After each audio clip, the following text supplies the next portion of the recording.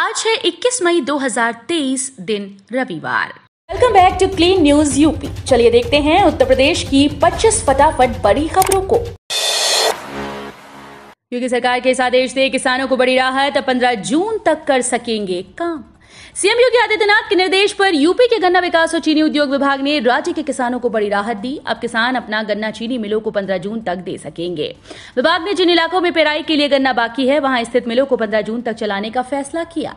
ये जानकारी विभाग के अपर मुख्य सचिव संजय भूसरेड्डी ने दी। उन्होंने बताया कि प्रदेश की 23 चीनी मिलें जो अभी चल रही हैं, इसमें पश्चिमी उत्तर प्रदेश के अलावा लखनऊ मंडल के कई जिलों की सहकारी और निजी चीनी मिलें शामिल हैं। गोरखपुर में बनेगी यूपी की अगली स्पोर्ट्स सिटी। इन प्रमुख खेलों के लिए मिलेगी सुविधाएं। उद्योग, पर्यटन, शिक्षा और स्वास्थ्य की दिशा में बढ़ रहा गोरखपुर शहर अब स्पोर्ट्स की दृष्टि से समृद्धि की ओर बढ़ रहा है। जीडीए राप्ती नगर विस्तार योजना में 25 एकड़ में स्पोर्ट्स सिटी बनाने की योजना बना रहा है। जल्द ही जीडीए के अधिकारी बेंगलुरु और मुंबई का दौरा कर गोरखपुर स्पोर्ट्स सिटी का लेआउट तैयार करेंगे।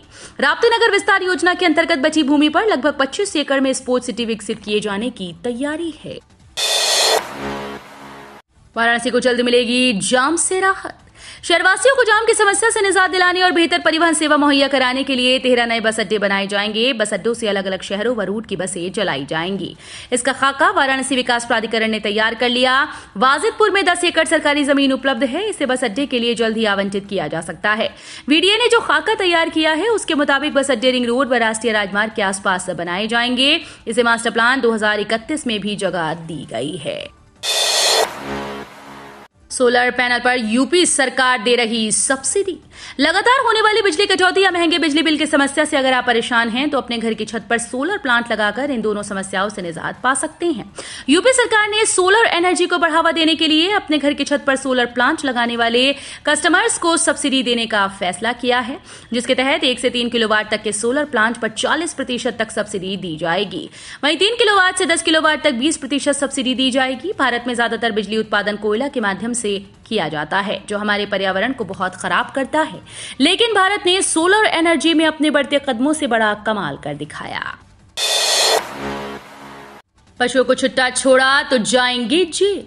बरेली में पशुओं को छुट्टा छोड़ने वालों पर पशुधन और दुग्ध विकास मंत्री धर्मपाल सिंह ने कार्रवाई के आदेश दिए। उन्होंने अधिकारियों से कहा कि दूध पीने के बाद पशुओं को छुट्टा छोड़ने वाले और सरकार से 900 रुपए महीने भत्ता लेने वाले पशुपालकों को चिन्हित करें। पहले उन्हें चेतावनी दें, फिर भी न माने तो उनके खिलाफ FIR दर्ज कराएं और जेल भेजें।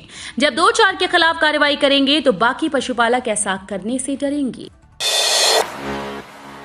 मुख्यमंत्री सामूहिक विवाह योजना की होगी ऑनलाइन निगरानी। समाज कल्याण मंत्री ने अधिकारियों को दिए निर्देश। समाज कल्याण मंत्री असीम अरुण ने कहा कि नवाचार व तकनीक का प्रयोग कर योजनाओं का लाभ समय पर लाभार्थियों को दिया जाए। सरकार की कोशिश है कि लाभार्थियों को विकास की मुख्य धारा से जोड़ा जाए। उन्होंने अधिकारियों को निर्देश दिए कि मुख्यमंत्री सामूहिक विवाह योजना और अत्याचार उत्पीड़न निषेध योजना के पोर्टल के जरिए ऑनलाइन निगरानी की जाए। समाज कल्याण अधिकारियों के 2 दिवसीय प्रशिक्षण कार्यक्रम के अंतिम दिन असीम अरुण ने योजनाओं में उत्कृष्ट कार्य करने वाले अधिकारियों को प्रशस्ति पत्र भी दिया। प्रमुख सचिव डॉक्टर हरिओम ने अधिकारियों को सभी योजनाओं के प्रचार प्रसार कर पूरी निष्ठा के साथ काम करने के निर्देश दिए। दिल्ली से ग्रेटर नोएडा जाना होगा और आसान, बेहतर कनेक्टिविटी के लिए प्लान तैयार। Noida sector 52 metro station Noida, greater Noida और नोएडा एक्सटेंशन के लिए लाइफलाइन से कम नहीं। यहां से आप दिल्ली नोएडा, ग्रेटर नोएडा से मेट्रो पकड़ सकते हैं। ग्रेटर नोएडा को जोड़ने वाली एक्वा लाइन भी इसी स्टेशन के पास है। हाल के वर्षों में लोग इस उम्मीद में नोएडा एक्सटेंशन में बस रहे हैं कि जल्द ही मेट्रो आ जाएगी। ग्रेटर नोएडा में मेट्रो शुरू भी हो चुकी है, लेकिन एक्सटेंशन में लोगों का इंतजार खत्म नहीं हो रहा। पिछले दिनों खबर आई थी कि दिवाली के आसपास काम शुरू हो सकता है। हालांकि यात्रियों के लिए नोएडा सेक्टर 52 मेट्रो स्टेशन से लेकर एक्वा लाइन तक की दूरी समस्या बनी है। बेहतर कानून व्यवस्था से यूपी में तेजी से बढ़ रहा निवेश। हाल में गलगोटिया विश्वविद्यालय के चांसलर सुनील गलगोटिया और सीईओ ध्रुव गलगोटिया से हुई एक खास मुलाकात में उत्तर प्रदेश के कर्मठ मुख्यमंत्री योगी आदित्यनाथ ने विश्वास जताया कि राज्य में निवेशकों के द्वारा किए जा रहे 32 लाख करोड़ रुपए के भारी भरकम निवेश से आने वाले दिनों में यहां करीब 1 करोड़ युवाओं को रोजगार उपलब्ध हो सकेगा। सुनील गलगोटिया ने इसका सारा श्रेय मुख्यमंत्री को देते हुए कहा कि ये सब इसलिए संभव हो पा रहा है क्योंकि मुख्यमंत्री के कुशल नेतृत्व में राज्य में कानून व्यवस्था की स्थिति पूरी तरह से नियंत्रण में है। गेहूं खरीद की सुस्त रफ्तार, केवल 2.5% खरीदारी, 67,000 मीट्रिक टन के सापेक्ष आया 1600। हाथरस में अप्रैल से शुरू हुई गेहूं की खरीद अभी तक रफ्तार नहीं पकड़ सकी। 1 अप्रैल से अब तक लक्ष्य के सापेक्ष जिले में मात्र 2.5% गेहूं की खरीदी हुई। गेहूं खरीद के लिहाज से हाथरस प्रदेश में 35वें स्थान पर है। 67,000 मीट्रिक टन के सापेक्ष अभी तक 1600 मीट्रिक टन गेहूं की खरीदी हुई। गेहूं खरीद की रफ्तार न पकड़ने के कारण अधिकारी खासे परेशान हैं। उल्लेखनीय है कि गेहूं खरीद की शासन स्तर से लगातार निगरानी की जा रही है। जिले के 68 क्रय केंद्रों पर 67,000 मीट्रिक टन गेहूं खरीद का लक्ष्य तय किया गया था। इंटर की मार्कशीट पहुंची DIOS कार्यालय, यहां से भेजी जाएंगी स्कूल को। यूपी बोर्ड की इंटरमीडिएट की अंक तालिकाएं जिला विद्यालय निरीक्षक कार्यालय पहुंच गई। इंटरमीडिएट में उत्तीर्ण होने वाले विद्यार्थियों को अब स्नातक में प्रवेश के लिए अंक तालिका न होने के कारण परेशानी का सामना नहीं करना पड़ेगा। जल्दी हाई स्कूल की अंक तालिकाएं भी कार्यालय पहुंच जाएंगी। अब इन विद्यार्थियों की परेशानी खत्म हो गई है। इंटरमीडिएट की अंक तालिकाएं DIOS कार्यालय पहुंच गई। कार्यालय से अब ये अंक तालिकाएं विद्यालयों को दी जाएंगी। उपार्जित अवकाश में बदलेंगी कोविड महामारी के दौरान की छुट्टियां, कार्य परिषद ने लगाई मोहर। कोविड-19 महामारी के दौरान ग्रीष्मकालीन और शीतकालीन अवकाश न ले पाने वाले KGMU के शिक्षकों की छुट्टियां अब उपार्जित अवकाश में बदल जाएंगी। KGMU की कार्य परिषद ने इस पर मुहर लगा दी। KGMU शिक्षक संघ की मांग पर शिक्षकों को ग्रेच्युटी का लाभ देने संबंधी प्रस्ताव भी कार्य परिषद ने मंजूर कर लिया। अब इसे शासन के पास भेजा जाएगा। बैठक में इसके अलावा कई अन्य अहम प्रस्ताव पर मुहर लगाई गई। यूपी विधान परिषद चुनाव, सही पाए गए चारों नामांकन पत्र। 29 मई को होगा मतदान। यूपी विधान परिषद की 2 रिक्त सीट्स के लिए हुए 4 नामांकन पत्र को चुनाव आयोग ने परीक्षण में सही पाया। सोमवार को MLC चुनाव में नामांकन वापसी का अंतिम दिन है। यदि कोई प्रत्याशी अपना नामांकन वापस नहीं लेता तो 29 मई को विधान परिषद की रिक्त सीट्स के लिए मतदान होगा। गांव मोहल्ले पहुंचेगी bike lab, sugar, BP, ECG की होगी जांच। लोगों को जांच कराने के लिए अब भटकना नहीं होगा। बाइक लैब गांव-गांव पहुंचेगी और शुगर, BP, ECG समेत अन्य बीमारियों की जांच करेगी। सरकार की मंशा है कि हर गांव, हर कॉलोनी में लोगों की जांच हो ताकि रोग बढ़ने से पहले ही पता चल जाए। ICMR की ओर से BHU चिकित्सा विज्ञान संस्थान में 2 बाइक लैब तैयार कराई जा रही हैं। सोलर एनर्जी के संचालित होने वाली बाइक लैब में शुगर, BP, ECG सहित रूटीन की सभी पैथोलॉजिकल जांचें होंगी। पायलट प्रोजेक्ट के तहत पहले इसे जिले के 4 मोहल्लों बजरडीहा, बछांव, शिवाला और सराय डंगरी में सुविधा दी जाएगी। गाजियाबाद अलीगढ़ एक्सप्रेस पर बना रिकॉर्ड, 100 घंटे में बिछाई गई 100 lane kilometre concrete. Ghaziabad Aligarh expressway पर इतिहास बन गया। 100 घंटे के रिकॉर्ड समय में 100 लेन किलोमीटर की दूरी पर बिटुमिनस कंक्रीट बिछाया गया। सड़क परिवहन और राजमार्ग मंत्रालय ने एक बयान में कहा कि ये उपलब्धि भारत के सड़क बुनियादी ढांचा उद्योग के समर्पण और प्रतिभा को उजागर करती है। सड़क परिवहन और राजमार्ग मंत्री नितिन गडकरी ने कहा कि ये पूरे देश के लिए गर्व का पल है। गाजियाबाद अलीगढ़ एक्सप्रेस ने इतिहास रच दिया। 100 घंटे के अभूतपूर्व समय में 100 लेन किलोमीटर की दूरी पर बिटुमिनस कंक्रीट बिछाना भारत के सड़क अवसंरचना उद्योग के समर्पण और सरलता को उजागर करती है।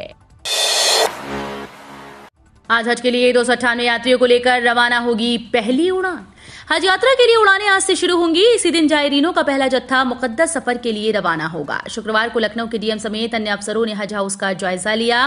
साथ ही व्यवस्थाएं समय से पूरी करने के निर्देश दिए। लखनऊ एयरपोर्ट से 11,500 जायरीन हज यात्रा करेंगे। साथ ही वाराणसी के 2500 यात्री भी यहीं से हज जाएंगे। कुल 14,000 जायरीन लखनऊ एयरपोर्ट से हज के लिए जाएंगे। हज के लिए विशेष उड़ानें सऊदी एयरलाइन संचालित करेगी। एयरपोर्ट प्रशासन के अनुसार पहली उड़ान 298 यात्रियों को लेकर दोपहर 12 बजे लखनऊ से मदीना के लिए उड़ान भरेगी। रामनगरी में मिलेगा क्रूज का मजा। काशी के बाद अब अयोध्या में चलाने की तैयारी शुरू। रामनगरी अयोध्या के पर्यटकों को लुभाने और राम राम की संस्कृति से परिचित कराने के लिए अयोध्या विकास प्राधिकरण की ओर से सरयू नदी में क्रूज संचालन का टेंडर पहले ही हो चुका है। उधर नगर निगम ने भी क्रूज संचालन की योजना पर कदम आगे बढ़ा दिया। इस सिलसिले में चौधरी चरण सिंह घाट के सामने पर्यटन विभाग के करीब 6,000 वर्ग मीटर जमीन पर नगर निगम ने कब्जा कर लिया और उसकी हदबंदी भी करानी शुरू कर दी। एशिया के शीर्ष 500 की सूची में इलाहाबाद विश्वविद्यालय ने बनाई जगह। पूरब का ऑक्सफोर्ड कहे जाने वाले इलाहाबाद केंद्रीय विश्वविद्यालय ने अंतर्राष्ट्रीय व्यापक रैंकिंग EDU 2023 में एशिया के शीर्ष 500 शिक्षण संस्थानों की सूची में जगह बनाई। इलाहाबाद विश्वविद्यालय को एशिया में 465वीं रैंक मिली। इसके अलावा राज्य में 5वीं, देश में 30वीं और विश्व में 1645वीं रैंक मिली है। इस रैंकिंग में भारतीय सूचना प्रौद्योगिकी संस्थान और मोतीलाल नेहरू राष्ट्रीय प्रौद्योगिकी ने भी जगह बनाई। लाखों में कारोबार करने वालों को करोड़ों का नोटिस। जीएसटी रिटर्न की जांच के बाद सॉफ्टवेयर द्वारा भेजे जा रहे नोटिस ने कारोबारियों की नींदें उड़ा दी। लाखों रुपए के टर्नओवर वाले छोटे छोटे व्यापारियों को करोड़ों रुपए के नोटिस भेजे गए। जिसने इनपुट टैक्स क्रेडिट नहीं लिया उससे भी आईटीसी का हिसाब मांगा है। बड़ी संख्या में शिकायतों का संज्ञान में लेते हुए राज्य कर आयुक्त मिनीस्ती एस ने इस तरह के नोटिस वापस लेने के निर्देश दिए। यूपी में येलो अलर्ट, भीषण गर्मी के बीच लू चलने की संभावना। उत्तर भारत में बीते कुछ दिनों से भीषण गर्मी पड़ रही है। वहीं उत्तर प्रदेश में भी तेज धूप के साथ ही गर्मी का प्रकोप जारी है। हालांकि राज्य के कुछ इलाकों में शनिवार को हल्के बादल छाए रहे। भारतीय मौसम विभाग की अगर माने तो आने वाले दिनों में राज्य के अलग अलग हिस्सों में लू चलने की संभावना है। विभाग ने राज्य के 17 जिलों में लू को लेकर येलो अलर्ट जारी किया है। 2000 रुपए का नोट चलन से होगा बाहर, अखिलेश यादव का तंज, कहा इसकी सजा देश की जनता। भारतीय रिजर्व बैंक ने कहा कि 2000 रुपए के बैंक नोट प्रचलन से वो वापस लेगी। हालांकि ये वैध मुद्रा बने रहेंगे। इस पर समाजवादी पार्टी के अध्यक्ष अखिलेश यादव ने अपनी प्रतिक्रिया दी। अखिलेश यादव ने कहा कि कुछ लोगों को अपनी गलती देर से समझ आती है। 2000 रुपए के नोट के मामले में भी ऐसा ही हुआ, लेकिन इसकी सजा देश की जनता और अर्थव्यवस्था ने भुगती। शासन मनमानी से नहीं, समझदारी और ईमानदारी से चलता है। सबकी तिजोरी से निकलने लगे 2000 रुपए के नोट, लेने से दुकानदार भी बरत रहे हैं कोताही। 2000 रुपए के नोट का चलन से बाहर किए जाने की खबर से लोगों की बेचैनी बढ़ गई। बड़े नोट को दबाए बैठे लोग अब इसे बदलने की जुगत में जुट गए। उधर दुकानदार भी नोटों को लेने से बच रहे हैं। इसे लेकर शनिवार को बाजार में कई जगह नोकझोंक की भी नौबत आ गई। रिजर्व बैंक ऑफ इंडिया ने 2000 के नोट को बंद करने का फैसला लिया। फिलहाल ये नोट प्रचलन में रहेंगे, लेकिन उसे खपाने के लिए 30 सितंबर तक की समय सीमा तय की गई। मुख्तार अंसारी की ओर बढ़ेंगी मुश्किलें। गैंगस्टर मामले में कोर्ट ने मुकर्रर की फैसले की तारीख। माफिया डॉन और मऊ से पूर्व विधायक मुख्तार अंसारी की मुश्किलें बढ़ती दिखाई दे रही हैं। मुख्तार अंसारी पर विचाराधीन गैंगस्टर एक्ट के मामले में शनिवार को फैसला सुनाया जाना था। इस बीच कोर्ट ने अब इस मामले में जजमेंट सुनाने के लिए 13 जून की तारीख दी है। बता दें कि मुख्तार के खिलाफ गैंगस्टर का मामला कोर्ट में विचाराधीन है। यूपी के मैनपुरी में 75 स्कूल की जाएगी मान्यता। बिना मान्यता के बच्चों को पढ़ाने पर लचकेगी तलवार। मैनपुरी में यूटाइस प्लस डेटा एंट्री की फीडिंग न करने वाले विद्यालयों को मान्यता प्रत्याहरण का द्वितीय नोटिस जारी कर दिया गया। कक्षा 1 से कक्षा 12 तक के विद्यालयों को यूटाइस प्लस के तहत विद्यालय अध्यापक और छात्रवार पोर्टल पर फीडिंग करनी है, लेकिन 75 विद्यालय अभी भी फीडिंग नहीं कर रहे, जिसके चलते इन विद्यालयों को मान्यता प्रत्याहरण का द्वितीय नोटिस जारी कर दिया गया। वेब पंजीकरण के दौरान कॉलेज के 7 विषय भी चुनना होगा। डॉक्टर भीमराव अंबेडकर विश्वविद्यालय प्रशासन आवासीय इकाई के संस्थानों के साथ संबद्ध कॉलेजेस के लिए प्रवेश प्रक्रिया शुरू करने की तैयारी में है। इस संबंध में शनिवार को प्रवेश समिति की बैठक होनी है। विश्वविद्यालय के dean academic professor Sanjeev Kumar ने बताया कि इस बार की प्रवेश प्रक्रिया में कुछ सुधार किया गया है। विद्यार्थियों को विश्वविद्यालय में वेब पंजीकरण कराने के दौरान ही कोर्स व कॉलेज के 7 विषयों का भी विकल्प चुनना होगा। अब बातचीत और वीडियो कॉलिंग ही नहीं, व्हाट्सएप से दस्तावेज भी होंगे डाउनलोड। आए दिन अपने दैनिक जीवन में हमें कई प्रकार के दस्तावेजों की आवश्यकता होती है, लेकिन अब दस्तावेजों को हम हर वक्त अपने साथ लेकर नहीं घूम सकते। इसके अलावा कई बार जब हार्ड कॉपी इधर उधर हो जाती है तो लोग ई डॉक्यूमेंट से अपना काम चला लेते हैं। इसे आप संबंधित विभाग की वेबसाइट या ऐप से डाउनलोड कर सकते हैं। लेकिन क्या आप जानते हैं कि अब आप मैसेंजर ऐप व्हाट्सएप के जरिए ड्राइविंग लाइसेंस, पैन कार्ड समेत कई अन्य दस्तावेजों को डाउनलोड कर सकते हैं? अगर नहीं तो ऐसा हो सकता है क्योंकि पिछले दिनों इलेक्ट्रॉनिक्स और आईटी मंत्रालय ने घोषणा की थी कि अब लोग डिजी लॉकर सेवा का इस्तेमाल करने के लिए व्हाट्सएप पर माईगॉव हेल्प डेस्क का उपयोग करने में सक्षम होंगे। तो ये थी आज की 25 फटाफट बड़ी खबरें। अगर आपको न्यूज पसंद आई हो तो वीडियो को लाइक और शेयर जरूर करें। धन्यवाद।